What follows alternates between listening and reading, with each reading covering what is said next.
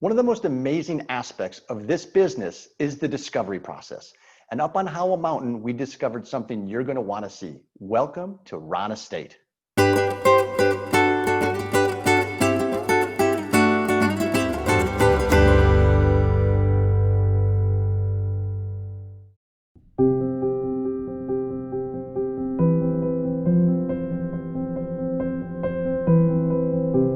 Thank you so much for having us out today. And I recognize out has quotations around it because while I am sitting virtually in your vineyard, I find it fascinating that the view you're looking at is the view behind me. And it's about as pretty as one can imagine. And I can't wait to come visit you in person.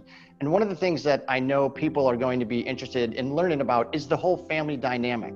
So Brian, you purchased the land for this operation when? It was in 1998 is when we purchased this.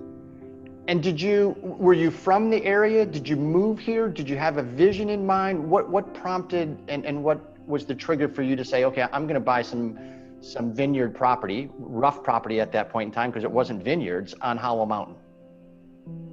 Well, I was in the business I'm a certified professional soil scientist and agronomist. So I was in the culture business since the early 80s. And I was working for a consulting company, and we ended up moving up to Sacramento because I had a lot of business there. And from Sacramento, I just got over to the wine country and had met a lot of wonderful people. And it was just so beautiful here, and the business was here, that I gravitated towards viticulture. And how large is the property when you acquired it? How many acres? The property is 20 acres, and we have about 6 acres cleared and planted. And you mentioned that you're a certified soil scientist. So I'll spare you the puns of getting the dirt on things, because my guess is you've heard every one over the years.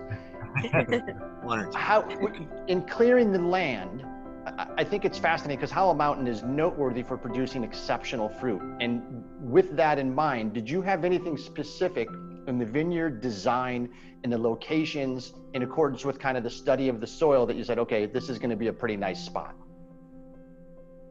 Absolutely. Yeah, when I first started walking through this site, it was just gravelly volcanic soils, and clearly they were what you're looking for outstanding vineyards. I do a lot of soil mapping and vineyard design for major wineries. So that's a core part of our business. Dylan, I'll start with you. What age were you when you started to actually walk these vines and get into the whole farming agricultural aspect of this lifestyle? So Hannah and I's first job as young children was actually coming out and checking emitters. I'd say somewhere around the age of 11 or 12 years old. And so we're walking around, exploring, doing things that kids do, but also learning from our dad, who was teaching us about irrigation, making sure that we're paying attention to the grapevines, and we're micromanaging this place for the future. It's all about trying to be sustainable and farming with family in mind, and farming with trying to be as minimalist in soil compaction and being cognizant of how our choices as farmers affect the future. I see my children every day, my adult children every day, and work with them, and that's a blessing.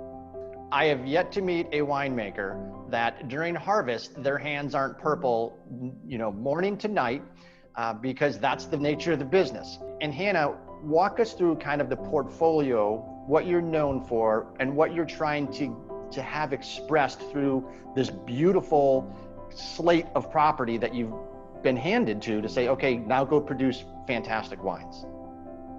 Yeah, well, one of the things that I'm really appreciative of is that my dad not only hand selected the rootstocks, but he hand selected the clones.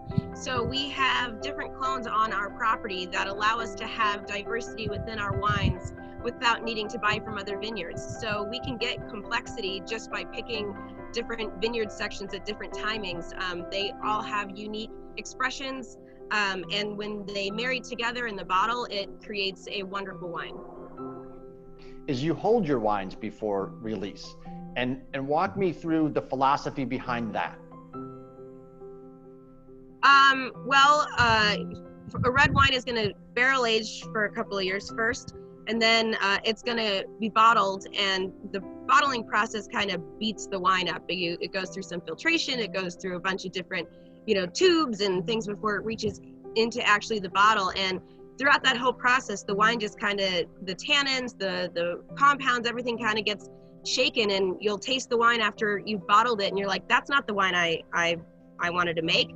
So you need to give it time to rest and bottle and let those pieces come back together to be the wine it was before it went through that whole bottling process. And so that's why you want to hold on to your bottles for a little bit before you release it to public. I marvel at what you have all in the operation, because you have a certified soil specialist, Dylan, you're a viticulturist, Hannah, you're a winemaker, and you're all related, and you're all working on the same project. I don't know that anything like this exists in Napa Valley that I've seen. And being able to walk the vineyard every day with my dad and with my brother, it's therapeutic, it's beautiful, and I just love living here and experiencing everything that the land around us is. The wine is special, the land is special, the terrain is special, and more importantly, the people are special. So thank you so much for sharing the story with us today. Thank you, Martin. Thank you, guys. What an amazing story about Rahn Estate. Certified soil specialists, specifically picking vineyard locations to produce age-worthy Cabernet on Howell Mountain and working with his family. Save the family farms, this is what it's all about. Thank you so much for all your support.